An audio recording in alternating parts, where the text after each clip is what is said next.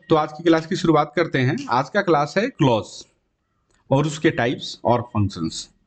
देखिए भाई, मुझे आप लोगों से एक बात करनी है।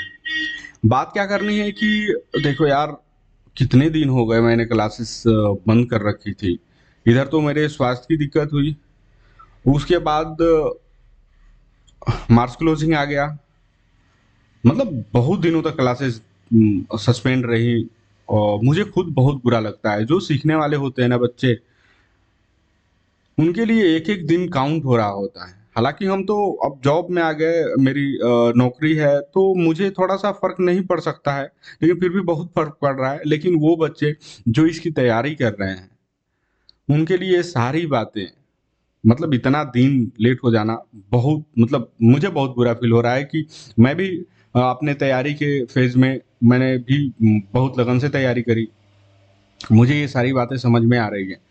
तो चलिए, आप लोग, मुझे उम्मीद है कि आप लोग मुझे माफ कर देंगे, लेकिन मैं इस बात का विश्वास दिलाता हूँ कि आगे क्लासेस मेरी एकदम से रेगुलर रहेंगी। होमवर्क आपको अब डीपीपी के फॉर्म में आपके ग्रुप में दे दिया जाएगा और समय होमवर्क को चेक करके आपको बता दिया जाएगा। दूसरी क्लास आने से पहले आपको होमवर्क, डाउट, सारी चीज़ें क्लियर कर दी जाएंगी। तो फिलहाल अपने बड़े भाई को माफ कर दीजिए और आगे की क्लास करते हैं। और चूंकि ये वीडियो यूट्यूब पे है, तो यूट्यूब के भी बहुत सारे ऐसे लर्नर्स होंगे जिनको हमारे ग्रुप से जुड़ने की इच्छा होगी। तो वो अपना कमेंट इस वीडियो के कमेंट में करें।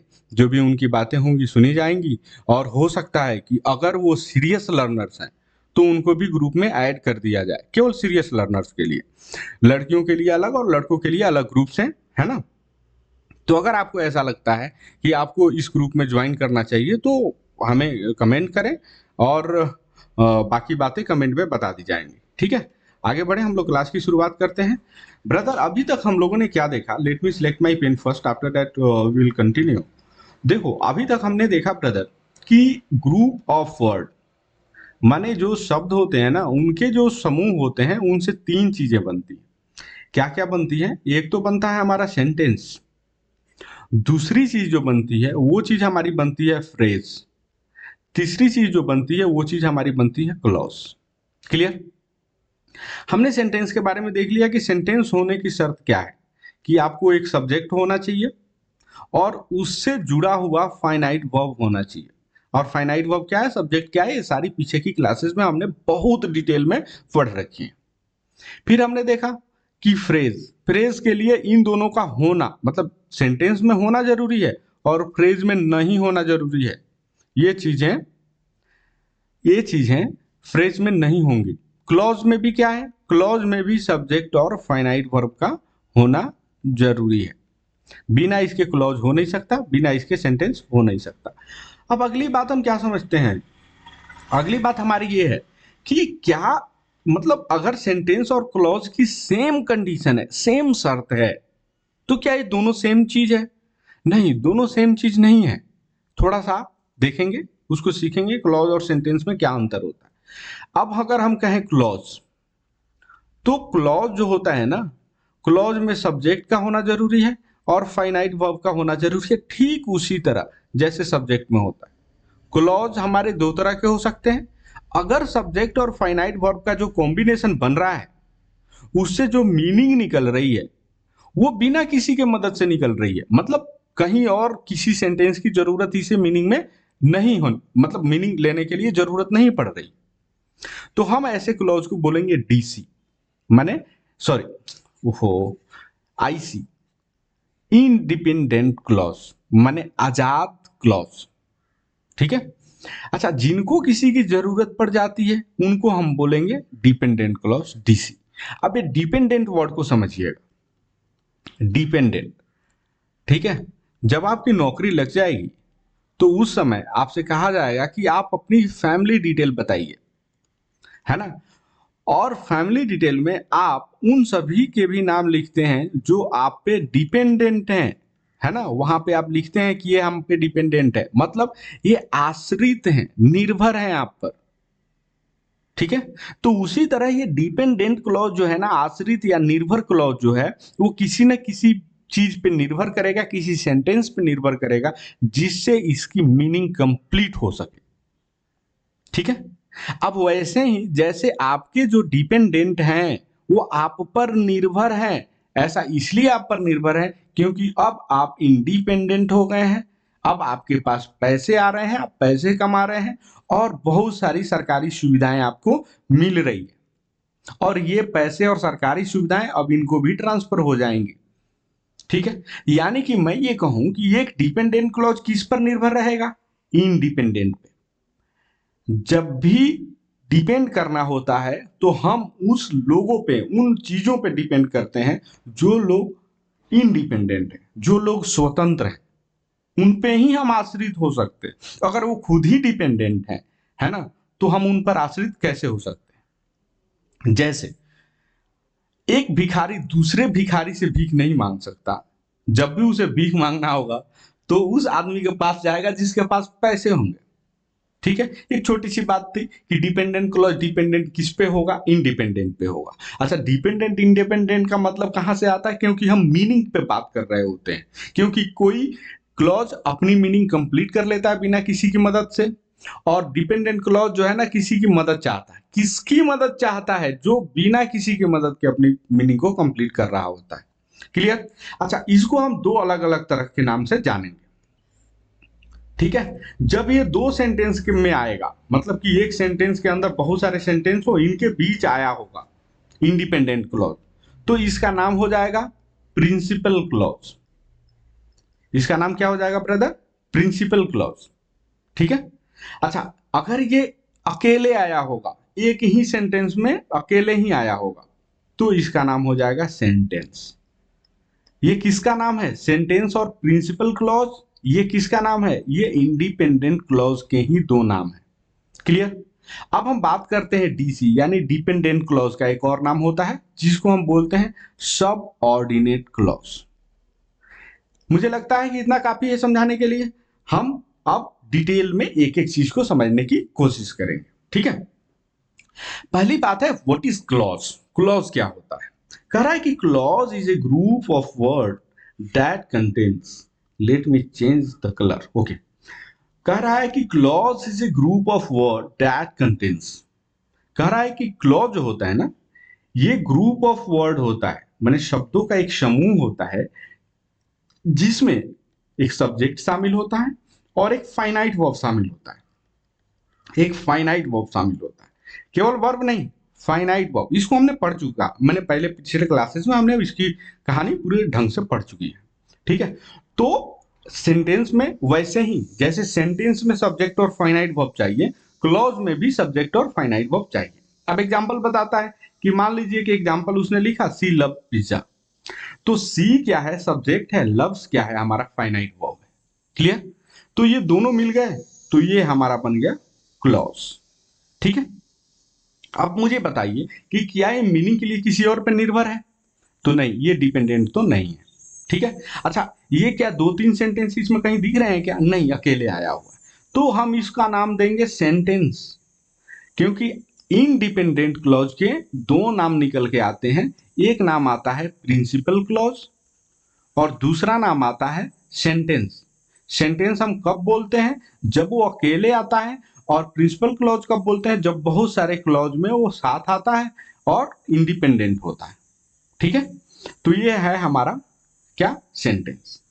अब चलिए, दो तरह के क्लॉज होते हैं जो कि मैं पिछली बात मतलब पिछले स्लाइड में आपको समझाया। एक तो होता है इंडिपेंडेंट क्लॉज और दूसरा होता है डिपेंडेंट क्लॉज। अब इंडिपेंडेंट क्लॉज क्या होता है? इंडिपेंडेंट, डिपेंड माने आश्रित, इन माने निगेटिव, माने जो आश्रित नहीं है ना, और आश्रित यानी आजाद, स्वतंत्र। एक्सप्रेस ए कंप्लीट थॉट, कह रहा है कि ऐसे क्लॉज जो अपने थॉट को कंप्लीटली एक्सप्रेस कर लेते हैं, मतलब अपना मीनिंग बता पाते हैं कंप्लीटली। फिर कहता है it can stand alone as a sentence, कह रहा है कि ये कई बार अकेले भी खड़ा हो सकता है एक सेंटेंस की तरह। तो हमने क्या बताया कि अगर ये अकेले खड़ा रहेगा तो इसका नाम सेंटेंस हो जाएगा, लेकिन अगर ये ग्रुप में खड़ा रहेगा तो इसका नाम प्रिंसिपल क्लॉज हो जाएगा। चीज एक ही है, चीज है वो इंडिपेंडेंट क्लॉज। अभी आपको लोड नहीं लेना है कि हम इन्हें पहचानते कैसे हैं। ठीक है, वो सारी बातें मैं इस क्लास में आपको क्लियर कर दूंगा। ठीक है। अभी केवल आपको ये समझना है कि इंडिपेंडेंट क्लॉज और डिपेंडेंट क्लॉज में क्या अंतर होता है, कैसे होते हैं। क्लियर, यहां तक बात आपको समझ में आ गई। अब हम बात करते हैं डिपेंडेंट क्लॉज, यानी वो क्लॉज जो आश्रित होते हैं किसी इंडिपेंडेंट क्लॉज पे अपनी मीनिंग के लिए। कह रहा है कि does not express A complete thought, मतलब कि जो अपनी कंप्लीट मीनिंग को नहीं दे पाते हैं। फिर कहता है कि कैनॉट स्टैंड और अलोन एज ए सेंटेंस, कह रहा है कि वो कभी भी अकेले एक सेंटेंस की भांति खड़े नहीं हो सकते। क्यों नहीं खड़े हो सकते अकेले? क्योंकि वो अकेले इसलिए नहीं खड़े हो सकते क्योंकि वो आश्रित हैं, किसी पे निर्भर है अपनी मीनिंग के लिए। एग्जाम्पल बता रहा है कि बिकॉज इट वॉज रेनिंग, क्योंकि बारिश हो रही थी। अब क्योंकि बारिश हो रही थी, इससे पूरी बात समझ में आई आप नहीं आई? अगर मैं कहूं कि I was absent from school because it was raining, कह रहा है कि मैं विद्यालय से एबसेंट था क्योंकि बारिश हो रही थी, हो सकता है कि मैं नहीं गया हूं, तो ये बात कंप्लीट दिख रही है। लेकिन केवल मैं कहूं बिकॉज इट वॉज रेनिंग तो बात कंप्लीट नहीं हो रही है। तो कह रहा है कि इसकी कंप्लीट बात तो हुई नहीं, मीनिंग कंप्लीट हुआ नहीं। इसका मतलब needs more information to be complete, कह रहा है कि इसको कंप्लीट होने के लिए और सारे इंफॉर्मेशन की जरूरत पड़ रही है। ठीक है, इसीलिए इसे इंडिपेंडेंट माना जाता है। अब आगे देखते हैं, ये 5 एग्जाम्पल्स हैं, इनको हम ध्यान से समझेंगे और कोशिश करेंगे ये पास जानना कि कौन डिपेंडेंट है और कौन इंडिपेंडेंट है। क्लियर? पहला सेंटेंस है इफ वी लीव नाउ, कह रहा है कि अगर हम लोग अभी निकले, कुछ समझ में आ रहा है? अगर हम लोग अभी निकले तो क्या, नहीं समझ में आ रहा। फिर कह रहा है कि विल, अब ये तो बात हो गई नहीं समझ में आ रहा है इसका मतलब, यानी कि ये किसी न किसी और वाक्य पे निर्भर होगा, इसीलिए इसका नाम क्या बताया गया है, डिपेंडेंट क्लॉज। अब आगे देखेंगे, इसको छोड़िए, इसी का कंटिन्यूएशन है, ये सारे सेंटेंस एक ही हैं, बीच में हमने ये पर्दा लगाया है, बीच में हमने इनको 2 भागों में बांटा है क्योंकि ये 2 अलग अलग तरह के क्लॉज बनाते हैं, लेकिन ये बात पूरी की पूरी एक ही है।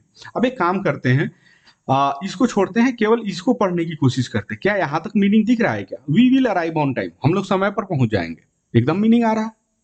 तो अगर ये मीनिंग आ रहा है तो इसका मतलब ये क्या है, इंडिपेंडेंट क्लॉज।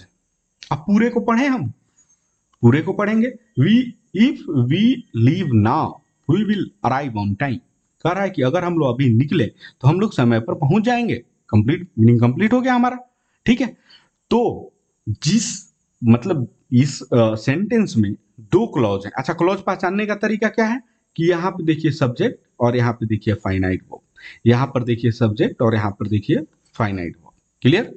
तो सब्जेक्ट और फाइनाइट वर्ब का होना जरूरी है। अच्छा, क्लास के दौरान मैंने ये भी आपको बताया कि कहीं भी एक लाइन लिखी हो उसमें जितने फाइनाइट वर्ब आएंगे, जितने भी फाइनाइट वर्ब आएंगे, उतने नंबर ऑफ सेंटेंस उसके अंदर शामिल होंगे। अब जैसे देखिए, यहां पर एक फाइनाइट वर्ब दिखा और यहां पर एक फाइनाइट वर्ब दिखा, तो ये पूरे के पूरे लाइन में कितने सेंटेंस होने की संभावना है? एक तो ये वाली मिल गई हमको और एक हो गई ये वाली। क्लियर? अब हम आगे देखते हैं, कह रहा है कि अल्दो, यद्यपि सी वॉज टायर्ड, कह रहा है कि वो यद्यपि वो थकी हुई थी। मतलब समझ में आया क्या? नहीं आया। यानी कि ये कौन सा क्लॉज है? डिपेंडेंट क्लॉज है। अच्छा, फिर क्लॉज पहचानने का तरीका क्या है कि हम सब्जेक्ट और फाइनाइट वर्ब देखेंगे। क्लियर? फिर कह रहा है ये सब्जेक्ट और ये उसका फाइनाइट वर्ब, तो कह रहा है सी फिनिश द प्रोजेक्ट, कह रहा है कि उसने अपना काम, प्रोजेक्ट खत्म कर दिया। तो या क्या ये अपनी मीनिंग के लिए इस वाले पर निर्भर है? क्या नहीं निर्भर है, अपने आप में मीनिंग दे रहा है कि उसने तो प्रोजेक्ट खत्म कर लिया। तो ये है हमारा इंडिपेंडेंट क्लॉज। अब पूरा पढ़ लीजिए, अल्दो सी वाज टायर्ड, यद्यपि वो बहुत थकी हुई थी, सी फिनिश द प्रोजेक्ट, फिर भी वो काम को पूरा करी, प्रोजेक्ट को पूरा करी। ठीक है, चलिए आगे बढ़ते हैं। Since it was a nice day, कह रहा है कि चूंकि यह एक बढ़िया दिन था, मतलब क्या हुआ, चूंकि ये एक बढ़िया दिन था, आगे क्या, we decided to go for a walk, कह रहा है कि अब दूसरा, इसको छोड़िए, केवल इसको पढ़िए। We decided to go for a walk, हमने डिसाइड किया कि हम लोग जाएंगे टहलने। ठीक है, तो अगर हमने डिसाइड किया हम लोग जाएंगे टहलने, इसका क्या मतलब निकला? इसका मतलब निकला कि ये तो इंडिपेंडेंट क्लॉज है क्योंकि ये कंप्लीट मीनिंग कन्वे कर रहा है। तो अगर हम दोनों को मिला के पढ़े तो since it was a nice day, चूंकि ये बढ़िया दिन था तो हमने डिसाइड किया कि हम लोग टहलने जाएंगे। ठीक है, तो ये सारी बातें थी। तो ये कंप्लीट हो गया, ये कंप्लीट सेंटेंस है यहाँ से यहाँ तक। इसके अंदर दो चीजें हैं, एक तो क्लॉज डिपेंडेंट क्लॉज है और एक इंडिपेंडेंट क्लॉज है। क्लियर। अब चौथा नंबर देखते हैं। He can't go to bed, कह रहा है कि वो मतलब सोने नहीं जा सकता। कंप्लीट हो गया मीनिंग क्या? आप सोचिए कि वो सोने नहीं जा सकता, क्या मीनिंग कंप्लीट हो गया? आपको लगेगा क्योंकि ये कंप्लीट नहीं हुआ, क्योंकि आप यहां पढ़ लोगे कि डिपेंडेंट क्लॉज है। नहीं, ये मीनिंग कंप्लीट कर लिया है, क्योंकि वो सोने नहीं जा सकता अपने आप में कंप्लीट मीनिंग है। अब इसको छोड़ेंगे थोड़ी देर के लिए और केवल पढ़ेंगे until he finishes his homework, तब तक कि वो अपना होमवर्क खत्म ना कर ले, तब तक कि अपना वो होमवर्क खत्म ना कर ले। क्या नहीं समझ में आ रहा है बात? यानी कि ये है आपका डिपेंडेंट क्लॉज, डिपेंडेंट क्लॉज। ठीक है, ये निर्भर है, किस पे निर्भर है? इस वाले पे निर्भर है। ठीक है, तो अब पूरा पढ़िए। He can't go to bed until he finishes his homework, कह रहा है कि जब तक वो अपना होमवर्क नहीं खत्म कर सकता तब तक वो सोने नहीं जा सकता।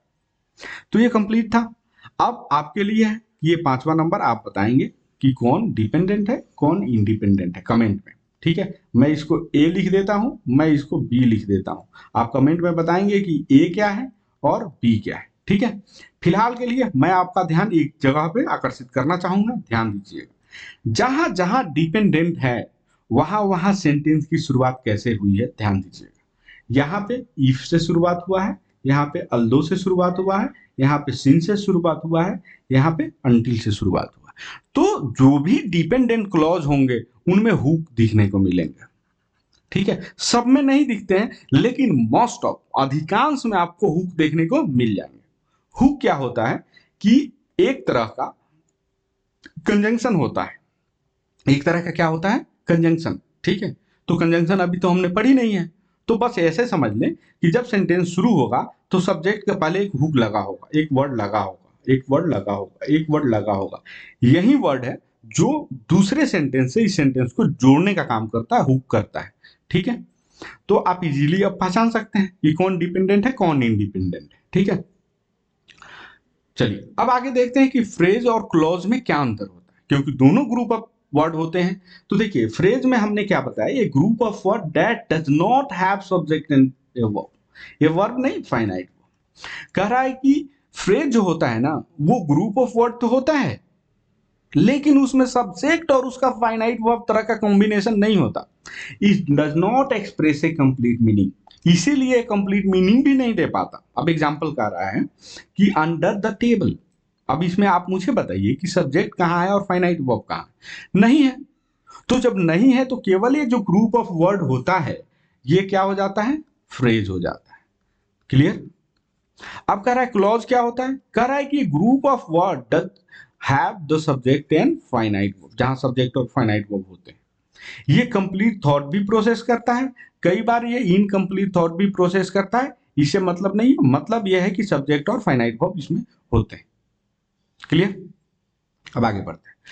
क्लॉज जो है ना, क्लॉज क्या फंक्शन करता है, क्लॉज का क्या फंक्शन होता है? ठीक है ना, देखिए हर चीज का अपना एक फंक्शन होता है, अपना एक रोल होता है। जैसे मान लीजिए आपके सोसाइटी में पुलिस है, उनका एक काम है, जज है उनका भी एक काम है, आप एक स्टूडेंट है आपका भी एक काम है, मैं एक शिक्षक हूं मेरा भी एक काम है। तो उसी तरह क्लॉज का भी एक काम है, इस काम को हम फंक्शन बोलते हैं कि उनका क्या फंक्शन है, कार्य क्या है।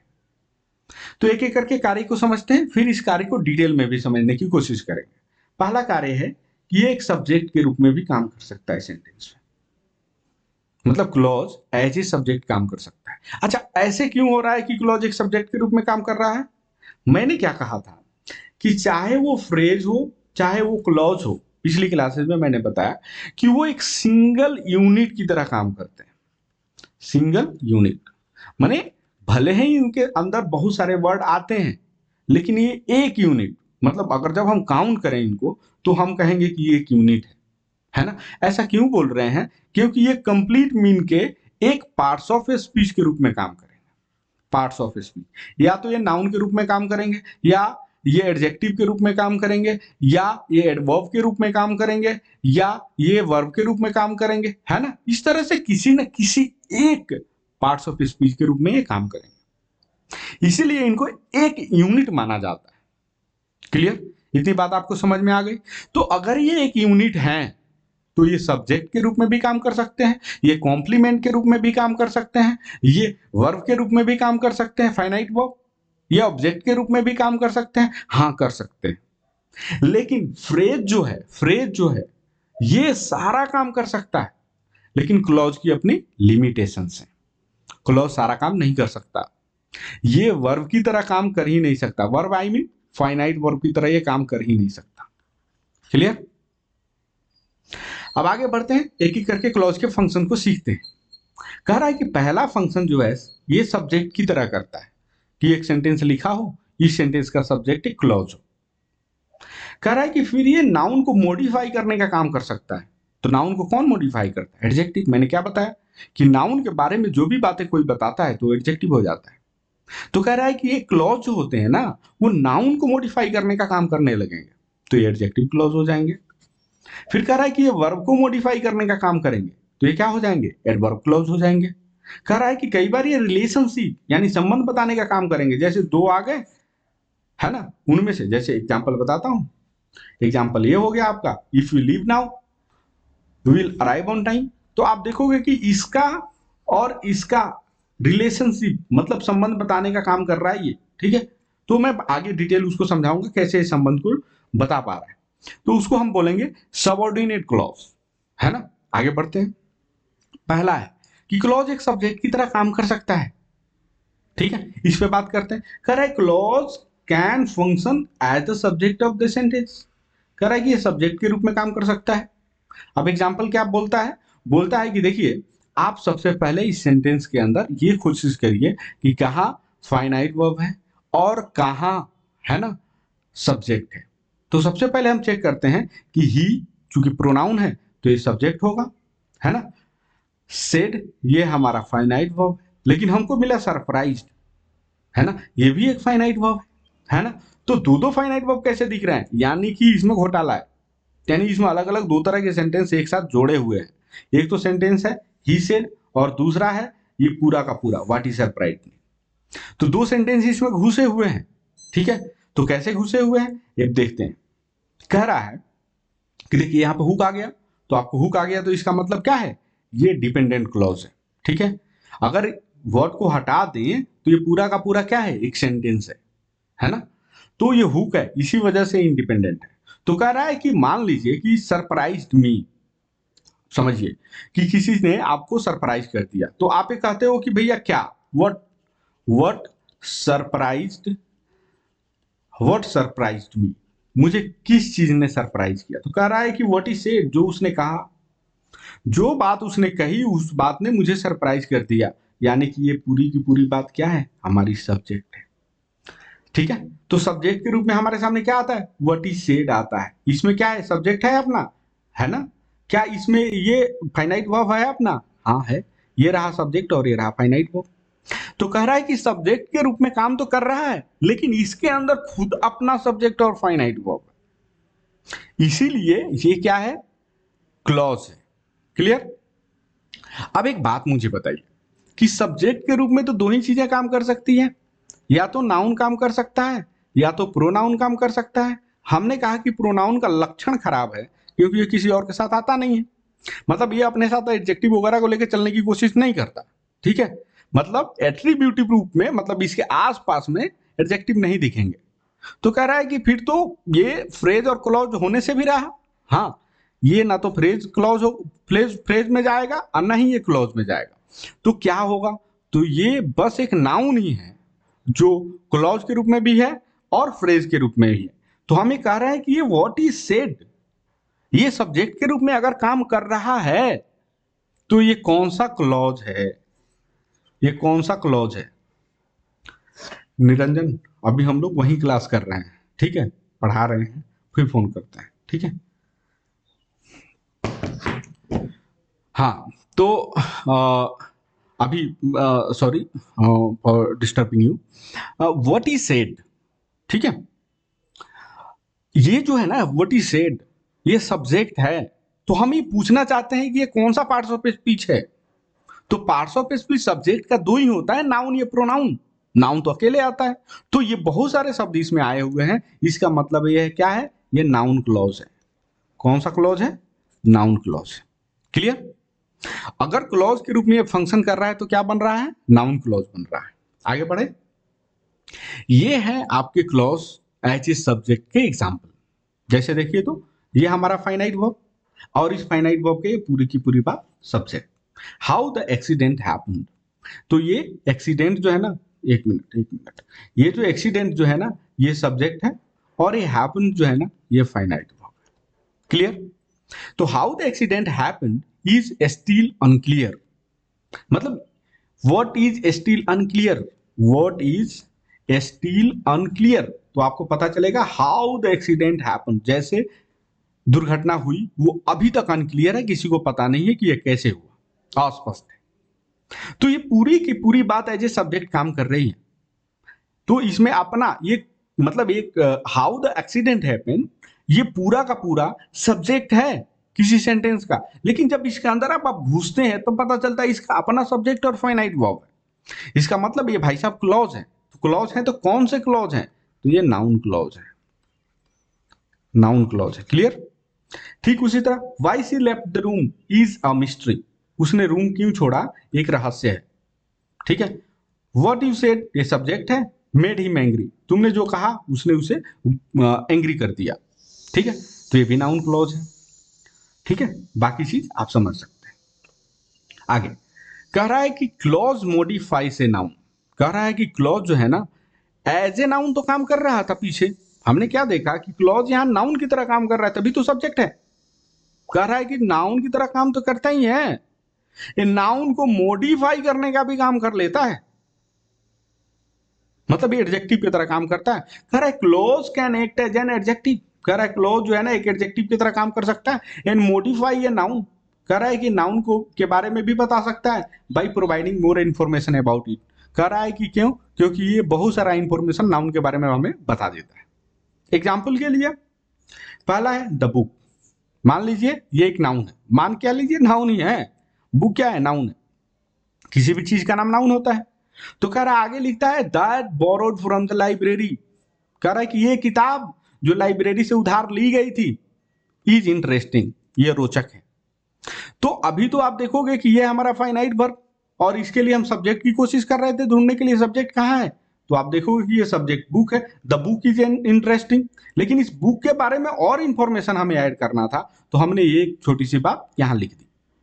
अब ये छोटी सी बात क्या कर रही है, इस जगह पे किसका काम कर रही है, आप देखोगे कि ये किसके बारे में इंफॉर्मेशन दे रही है, ये पूरे के पूरे बुक के बारे में इंफॉर्मेशन दे रही है कि ये किस माने ये किताब माने कौन सी किताब, तो कह रहा है कि ये जो किताब लाइब्रेरी से हमने उधार ली थी वो वाली किताब। अब इसका मतलब क्या है कि ये जो है ना मॉडिफाई कर रही है, नाउन के बारे में इंफॉर्मेशन हमें दे रही है। ठीक है, ये इतना शब्द नाउन के बारे में हमें इंफॉर्मेशन दे रहा है। तो अगर ये शब्दों का ग्रुप है तो संभावना है कि ये फ्रेज भी हो सकता है और ये क्लॉज भी हो सकता है। तो हमने कहा कि भाई फ्रेज और क्लॉज तो हो ही सकता है, हम पहले पता करें कि फ्रेज है कि क्लॉज है। तो हमने देखा तो इसके अंदर एक सब्जेक्ट दिखा और एक उसका फाइनाइट वर्ब दिखा। फ्रेज में तो होते नहीं है सब्जेक्ट फाइनाइट वर्ब, होते किस में है, क्लॉज में, तो ये क्लॉज है।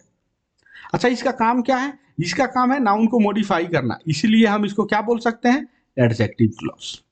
हमें लगता है ये बात आपको समझ में आ चुकी होगी। कह रहा है the clause that I borrowed from the library gives more information about which book, कह रहा है कि ये जो क्लॉज है ना ये किताब के बारे में और सारा इंफॉर्मेशन आपको दे रहा है। रिमेंबर, कह रहा है कि याद रखिए, when A clause follows a noun and describe it, कह रहा है कि जब एक क्लॉज एक नाउन के बाद आता है और उस नाउन के बारे में बताता है, नाउन उसके बाद आया है और उसके बारे में बता रहा है, it is called a relative clause.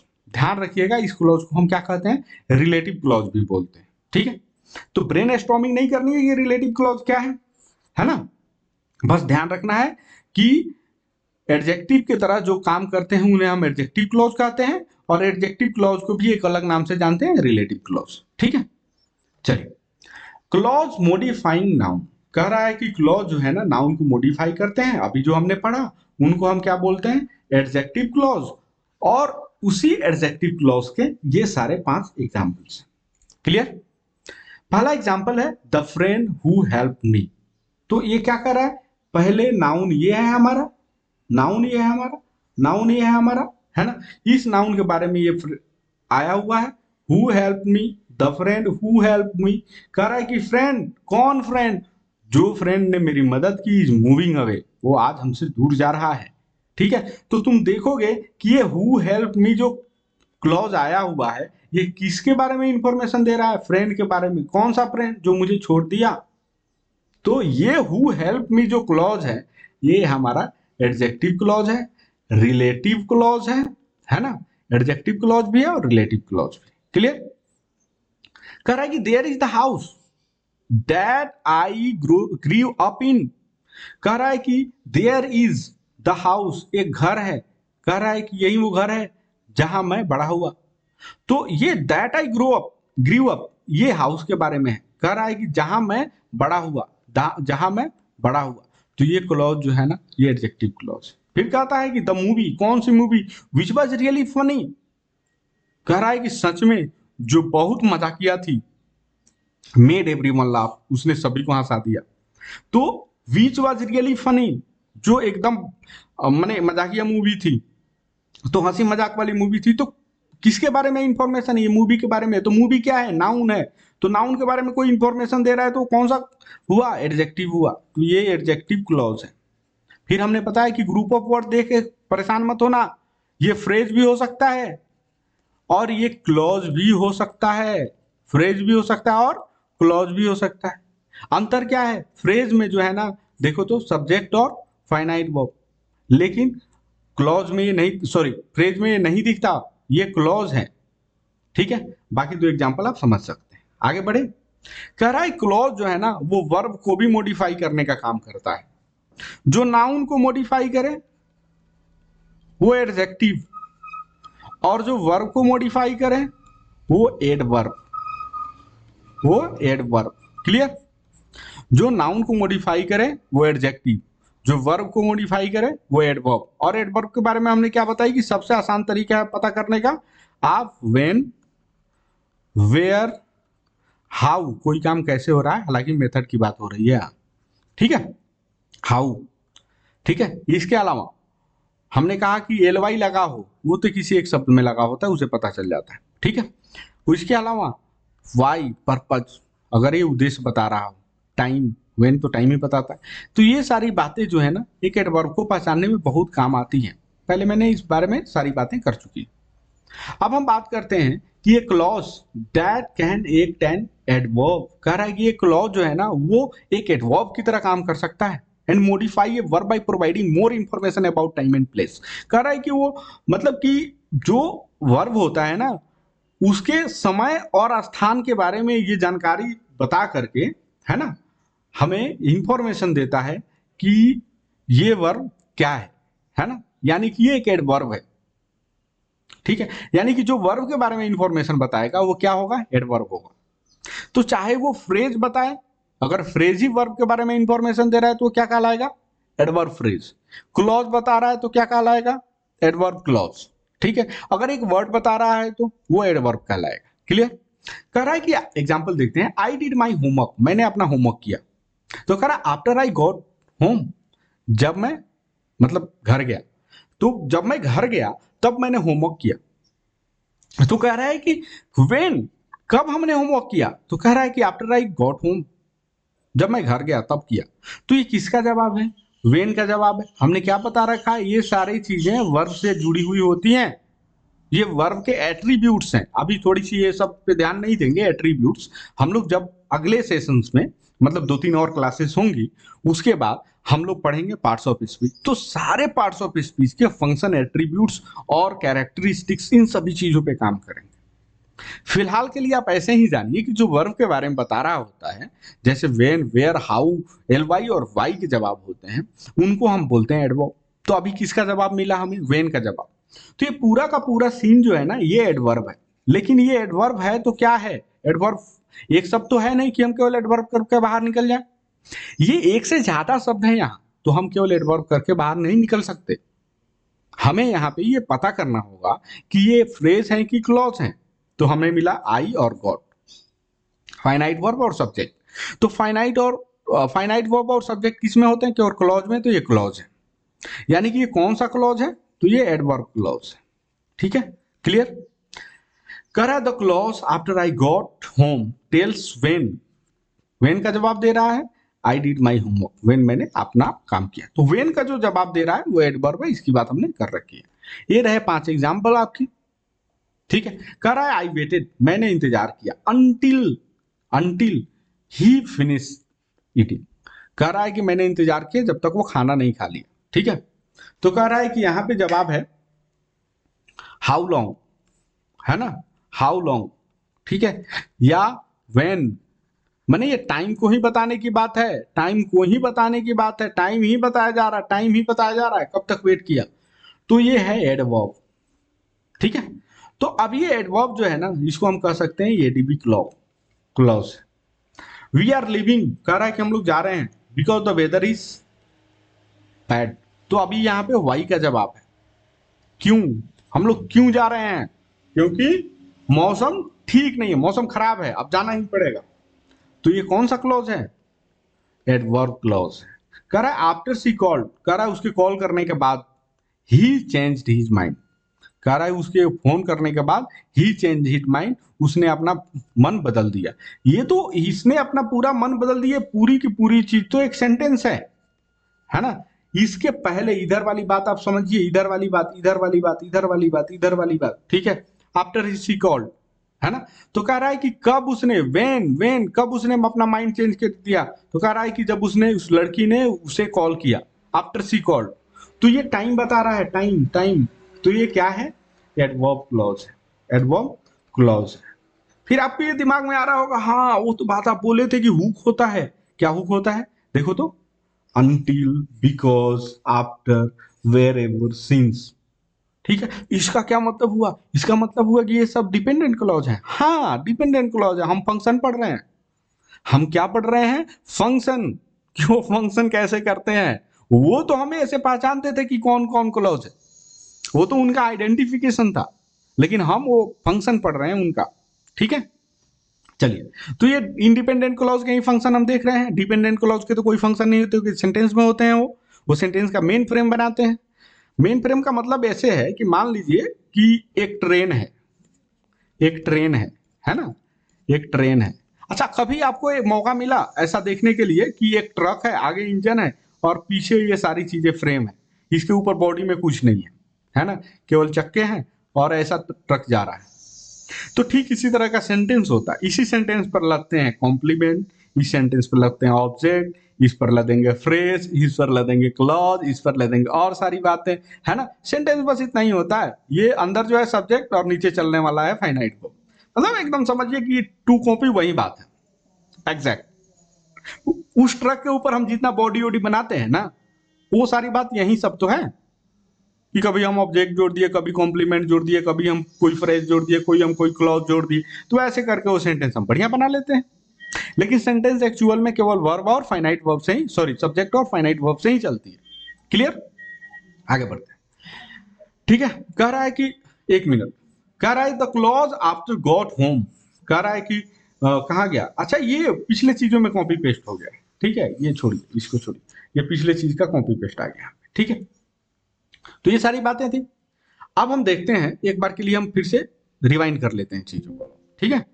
कह रहा है कि हमने क्या सीखा कि ग्रुप जो होता है सेंटेंस का, सॉरी वर्ड का, उससे हमें 3 चीजें बनती हैं, सेंटेंस, फ्रेज, क्लॉज। सेंटेंस और क्लॉज में सब्जेक्ट फाइनाइट वर्ब का होना जरूरी है, और फ्रेज में इनका नहीं होना जरूरी है। कहता है फिर क्लॉज में और इसमें क्या अंतर है, कह रहा है क्लॉज में हमने सीखा कि सब्जेक्ट और फाइनाइट वर्ब तो होंगे ही, जो निर्भर होगा, जो मतलब जो किसी पे निर्भर नहीं होगा उसे हम इंडिपेंडेंट क्लॉज कहेंगे, और जो निर्भर होगा उसे डिपेंडेंट क्लॉज कहेंगे। इंडिपेंडेंट क्लॉज के 2 नाम है, अगर अकेले अकेले खड़ा रहे तो सेंटेंस, और ग्रुप में खड़ा रहे तो प्रिंसिपल क्लॉज। क्लियर। डीसी का एक और नाम है सबऑर्डिनेट क्लॉज। क्लियर। फिर हमने देखा कि क्लॉज क्या होता है, उसमें सब्जेक्ट और वर्ब का होना जरूरी होता है। फिर हमने देखा इंडिपेंडेंट डिपेंडेंट क्लॉज के बारे में, फिर हमने ये सारी चीजें समझी। उसमें क्या समझा कि हुक होता है ना, अधिकांश टाइम में हुक आपको देखने को मिलेगा डिपेंडेंट क्लॉज में। फिर हमने फ्रेज और क्लॉज में अंतर समझा कि फ्रेज में जो है ना, वो सब्जेक्ट वगैरह का कॉम्बिनेशन नहीं बनता, सब्जेक्ट फाइनाइट वर्ब नहीं होता, लेकिन क्लॉज में होते हैं। फिर हमने देखा कि ये जो है ना, क्लॉज का फंक्शन हम नहीं देख रहे हैं कि डिपेंडेंट है कि इंडिपेंडेंट है। फंक्शन उसी क्लॉज का हम देखेंगे जो डिपेंडेंट है, इंडिपेंडेंट का तो फंक्शन ही नहीं पता कर सकते हम। फिर से समझिए, इंडिपेंडेंट का हम फंक्शन ही नहीं पता कर सकते। कैसे नहीं पता कर सकते? तो हमने बताया कि ये ट्रक जो है ना, ट्रक जिसमें केवल इंजन है और पहिया है, ये जा रहा है ना, उसमें तो ऑलरेडी ये सारे चीजों का, ये फाइनाइट वर्ब है और ये सब्जेक्ट है, उनका फंक्शन है।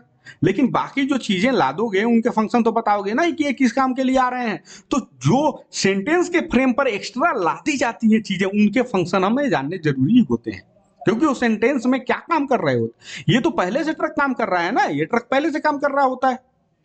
तो हमें अब ये बताने की जरूरत नहीं होती ये इंजन क्यों काम कर रहा है, ये चक्का क्या काम कर रहा है, हमें ये बताने की जरूरत नहीं होती है। हमें ये बताने की जरूरत हो जो एक्स्ट्रा चीजें तुम लाद रहे हो, इनका फंक्शन क्या है ये बताओ। इसीलिए हमें एक्स्ट्रा चीजों के बारे में समझना ज्यादा जरूरी होता है। ये चीजें तो हम सेंटेंस के अंदर ही सीख लेते हैं। क्लियर? आगे बढ़ते हैं। हमने देखा कि ये जो है ना सब्जेक्ट के रूप में काम करता है। ये सब्जेक्ट को मॉडिफाई, जैसे नाउन को मॉडिफाई भी कर सकता है, वर्ब को मॉडिफाई भी कर सकता है, और एक सबऑर्डिनेट क्लॉज नाम का चीज भी होता है। आगे बढ़े।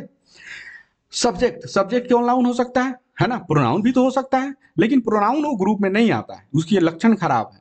तो ये नाउन जो है ना, यही नाउन क्लॉज और नाउन फ्रेज होते हैं। तो ये मैंने समझाया आपको। कह रहा है कि यहाँ पे वो एग्जाम्पल्स हैं। फिर कह रहा है कि नाउन को मॉडिफाई करने का भी काम करता है क्लॉज। हाँ, वो एडजेक्टिव के रूप में काम करता है। हमने कैसे पता किया? द बुक, और उसके बारे में बात कर। कह रहा है कि देखो होता क्या है कि एडजेक्टिव जो आता है ना, वो उस नाउन के बारे में, जो नाउन आसपास होता है उस नाउन के बारे में बहुत सारी बातें कह रहा होता है ना। इसको एक और नाम से भी जानते हैं, रिलेटिव क्लॉज। आगे बढ़े। ये आपके 5 एग्जाम्पल्स थे। हाँ, ये 5 एग्जाम्पल्स थे आपके। और अभी बात करते हैं वर्ब। वर्ब को जो मॉडिफाई करेगा वो एडवर्ब। जो एक से ज्यादा वर्ड होंगे तो या तो फ्रेज होंगे, नहीं तो क्लॉज। तो या तो क्लॉज होगा, adjective clause, sorry adverb clause, या तो एडवर्ब फ्रेज होगा। ठीक है। तो हमने पहचानने के लिए बताया वेन, वेयर, हाउ, और एल वाई लास्ट में होगा या वाई का जवाब होगा वहां पे। ठीक है, ये सारे एग्जांपल्स थे आपके। फिर हम बात करते हैं अब सबऑर्डिनेट क्लॉज। कह रहा है the subordinate clause depend on the main clause to make the sense like complete the meaning of its. कह रहा है कि देखो सबऑर्डिनेट जो क्लॉज होता है ना, वो मेन क्लॉज पे निर्भर होता है। जैसे ये देखिए, तो I stayed home because I felt sick. कह रहा है कि मैं घर पे रहा क्योंकि मैं बीमार महसूस कर रहा था, है ना। तो कह रहा है कि जब वो कमजोर महसूस कर रहा था, क्योंकि मैं कमजोर महसूस कर रहा था। अब एक छोटी सी बात है, ये तो अपने आप में इनकम्प्लीट है। तो ये किस पे निर्भर है? आई स्टे होम, मैं घर पे रह गया। तो ये पूरी की पूरी बात जो है ना मेन क्लॉज है। मेन क्लॉज है। अब मेन क्लॉज हमने कहीं बताया नहीं आपको, अब नया बात आ गई मेन क्लॉज? नहीं, नया बात वगैरह कुछ नहीं है, यही तो है, उसका नाम प्रिंसिपल क्लॉज। क्या यार, वही तो प्रिंसिपल क्लॉज है। प्रिंसिपल का मतलब ही तो मेन होता है। यही है प्रिंसिपल क्लॉज है, और ये हमारा सबऑर्डिनेट क्लॉज। तो जितने डिपेंडेंट क्लॉज है हमने बताया, डिपेंडेंट क्लॉज का क्या नाम होता है? सबऑर्डिनेट क्लॉज भी नाम होता है। तो क्लियर हो गई ये सारी बातें। कह रहा है subordinate clause including because I felt sick can never stand alone as a complete sentence. कह रहा है कि वो कभी भी अकेले खड़ा नहीं हो सकता, है ना, हमेशा किसी डिपेंडेंट माने इंडिपेंडेंट क्लॉज पे निर्भर रहेगा। तो हमने कहा कि ये इंडिपेंडेंट क्लॉज के दो नाम होते हैं, आईसी के दो नाम होते हैं। एक तो हम सेंटेंस कह सकते हैं और दूसरा प्रिंसिपल क्लॉज या मेन क्लॉज भी बोल सकते हैं। क्लियर? तो कह रहा है कि ये जो आईसी है ना, इसके ही तो नाम है दो। तो अब देखो, तो एक क्लॉज यहां खड़ा है, एक क्लॉज यहां खड़ा है, ग्रुप में आ गया कि नहीं? अब जब ग्रुप में आएगा तो हम इसको प्रिंसिपल या मेन कहेंगे। अकेले आता ये नहीं आता, ये नहीं आता, ये नहीं आता, ये नहीं आता, तो ये हमारा सेंटेंस हो जाता। इसका नाम हम नहीं बोलते कि, आप नहीं बोलते कि प्रिंसिपल क्लॉज है, नहीं, अब इसको बोलोगे सेंटेंस। क्लियर? चलिए, अब एग्जांपल है सबऑर्डिनेट क्लॉज के, आप इसे देख लीजिएगा। ठीक है। बाकी मैं आपको एक बात समझाना चाहता हूं आज। Pareto principal. परेटो प्रिंसिपल आपके लिए क्यों जरूरी है? क्योंकि आप इस बात को समझिए, दुनिया में जब आप देखोगे, इकोनॉमी को, भारत की इकोनॉमी को ध्यान से देखना, समझने की कोशिश करना। भारत की इकोनॉमी के 90% जो पैसा है, मान लो कि भारत की पूरी इकोनॉमी, पूरी जीडीपी 100 रुपया की है, तो 90 रुपया केवल 10% लोगों के पास है। फिर से समझो, मान लो कि भारत में 100 लोग और 100 रुपया है, तो 90 रुपया केवल 10 लोगों के पास है। 90 रुपया केवल 10 लोगों के पास है, बाकी 10 रुपया 90 लोगों के पास है। समझ रहे? तो उसी तरह जिंदगी होता है, उसी तरह कॉम्पिटेटिव एग्जाम्स भी होते हैं। उनमें तुम्हारे 80% रिजल्ट केवल 20% ऑफ एफर्ट से आते हैं।